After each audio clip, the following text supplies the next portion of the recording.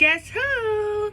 Now, I know you didn't think I was going to let the whole day go around without stopping in, because I know and you know that God has so much planned for you that it is going to blow your mind.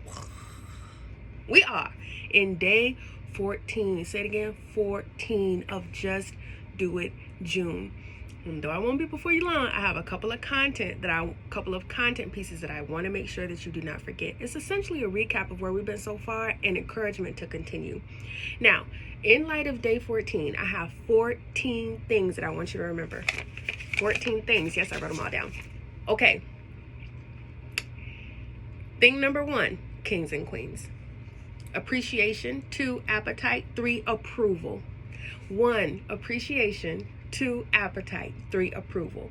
Let me tell you about those first 3. Appreciation. Wake up every day with a grateful heart and just do it, June. If you continue that habit, you'll keep it up for the rest of your life. When you focus more on what you have, you'll focus less on what you don't have, and the attitude of appreciation opens your windows for more blessings to flow in. Okay?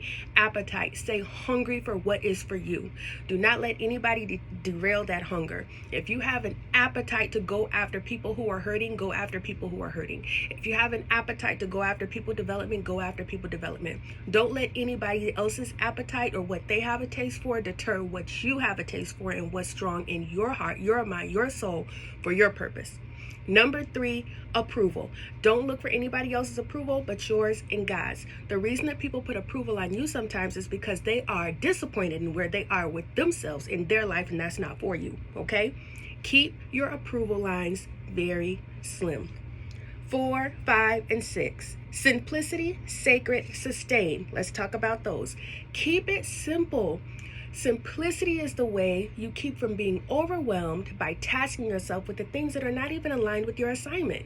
I'm not even going to say any more about that because that's simple. Okay? Number 5, sacred. Not everything is for everybody. The word tells us not to cast our pearls before swine for a reason. Sometimes people trample over what you got because they're jealous about what they don't have.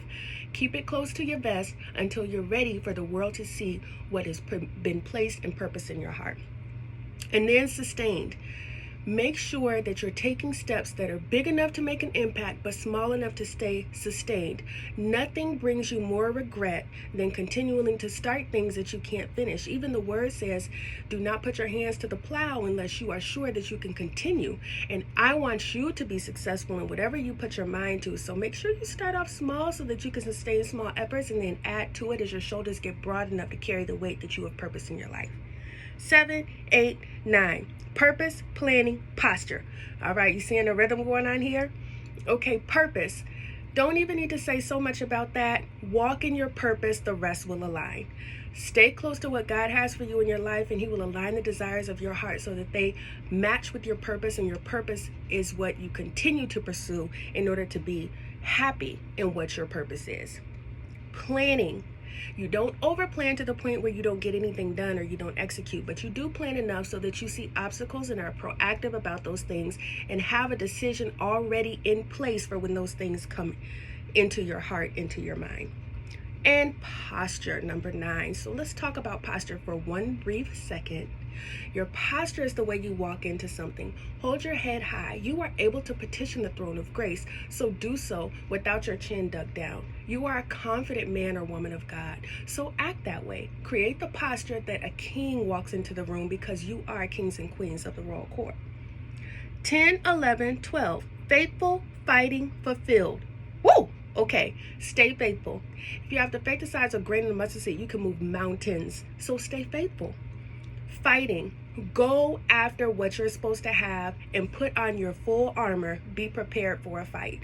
Anytime that things come at you, that's letting you know that you are right on the verge of your breakthrough. Don't let it deter you. Stay in the fight. Fulfilled. This goes back to your purpose. When you're doing things that are in your purpose, you feel fulfilled. When you're doing things that are not, you do not. So connect those two. When you have fulfillment, that means you're going after the purpose that God has planned for you in your life. When you don't have fulfillment, that means you might be going after an assignment somebody wants you to do. And that goes back to the approval that you're trying to get somebody that's not needed from nobody but God, okay? Stay in a fulfilled state. Not content, but fulfilled. Sometimes it states in our lives we have to be okay with where we are so that we can get to where we're going. Don't sit in a continual state of disappointment, but be fulfilled with where you are, or change where you are so that fulfillment can come.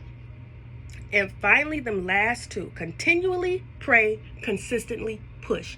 Continually, perpetually, every day, every night, be in conversation with God. He does not sit so high that he cannot rest in your heart and understand what you have going on. So talk to him more than you talk to anybody else, because the voice that you allow to speak back to you is what is going to determine the trajectory of the rest of your life. Then consistently push. There are times when you want to give up. If you don't quit, you will win. Day 14, I love y'all. Just do it. June, get it done. We're halfway in. Where are you at? Let me know. Send me a text. Holla! Everybody have an amazing rest of your day.